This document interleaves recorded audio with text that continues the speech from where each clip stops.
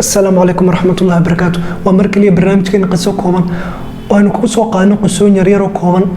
وفايدة كلا صباحنا مركزنا. فضلنا دنا نقول صوت سبسكرايب سرسان نولا صوت المقالة ضمب داور شو عن.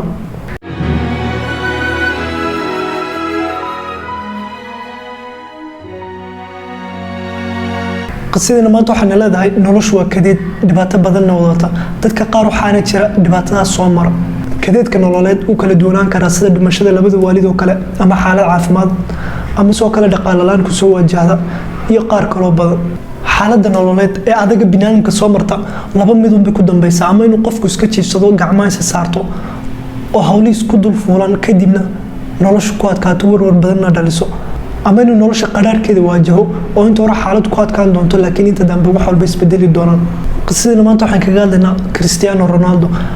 رونالدو بيحو كان شقين جرى قرحين تدرتا oo dakhli ku filan xaafada aan ku soo gali jirin waxaan Ronaldo la dhashay 6 walaala 6dooduba hal mar ma wada wadi jirna wax wada cunaan waxaan sameyn jirin laba ay quraacan jirtay inta kalena way soo manaan jireen hadana laba kale ay qadin jirtay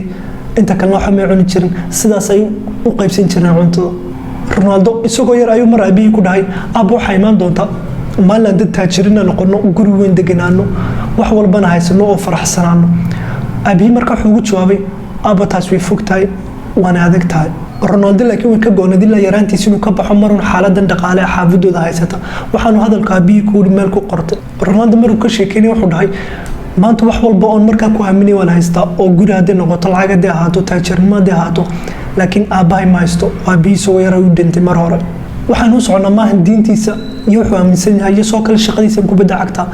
waxaan u soconaa wajuhdigiisa iyo dadaalkan uu sameeyay oo ilaa haddana soo gudayso 30 sano kor u dhaaftay haddana wali horumar dheer iyo ka raadinay ku bada cagta iyo shaqadiisa wiilkii yara faqiirka ah shalay marna wax cunay marna cuntada ka soo meesay walaalihii cunaan maanta waa laacibka kaliya hantiisu 1 bilyan gaadhay walina muu farsan ee dadaalkiisa bartiisa uu ka sii wado oo guulo iyo horumar dheer ayuu wali raadinay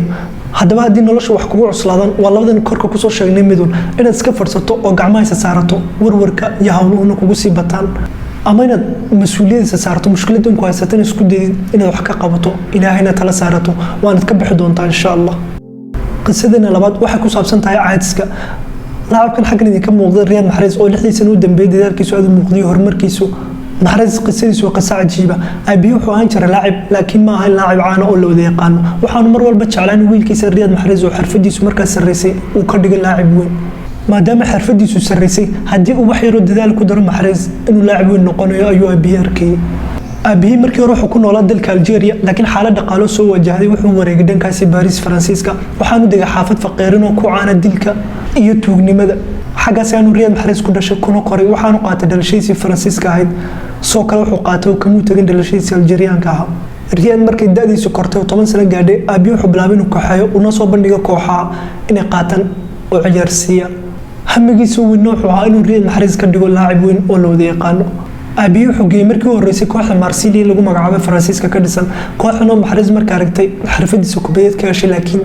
waxay ku naceen caadislo ayuu ahaa kamana go'aaneen inuu laacib weyn noqdo أساساً رياض محرز كوجر ده عشان يتواصلوا سوا عسلوها أو أبيكو بدك وخس بيشري لكن أنا محرز كجونين ولاعب والنقطة ده عشان يتواصل كانوا يقالك تايكو بدع إنه دبوا أصاب لعبه وكسب لعبه الدرجة استحاد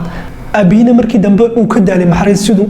كل بكو حوسو بندقية كوحوسو ديدين وقلت ما منين أنا كجونين إنه عياركو بدع رياض يسوي ترى ده عشان يتواصل أيوة أبيه جريودي مركو كشكل أنا وحليه وارنت كلية مركا يجيل شيء هيجنا حسي markaas uu dhahay waxaan qaatay kabahaygi waxaan ka soo bilaabay darajada saddexaad kubadda da'diisa marka la eego 15 sano darajada saddexaad uu ka weyn yahay oo ciyal yar darajada saddexaad kubadda cagta dhigta laakiin saasay tahay uu ku adkaystay waan ka soo bilaabay xagaas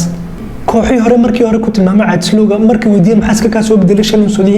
أنا كاجونين أنت كبد عيارته وحوجت شوابي وحرمنا نرمي رياض أباي درتيسنا ونعياري رياض محرز ذلك كيس كدي بحوسه بالدرجة الكوبات وحنا إسلام مركبة إسكو دين الدلبان كوح مرسيلي اللي جو مقعبي مركبة رعاية سلوك كنت مام سودي دي لكن رياض محرز يسكدي وحنا قابتين كاس إنجليزكا وحنا عيار كوح ليستر سيتي اللي جو مقعبه محرز وح مركبة أدونك عان كان نقدم مركب والله كنا شنا توانكي كوح ليستر سيتي كله جولست بريمير ليج markaas kadib xataa xulka qaranka Faransiiska soo dalbaday maadaama dhalasho Faransiis haysto laakiin Riyad Mahrez wuxuu ugu jawaabay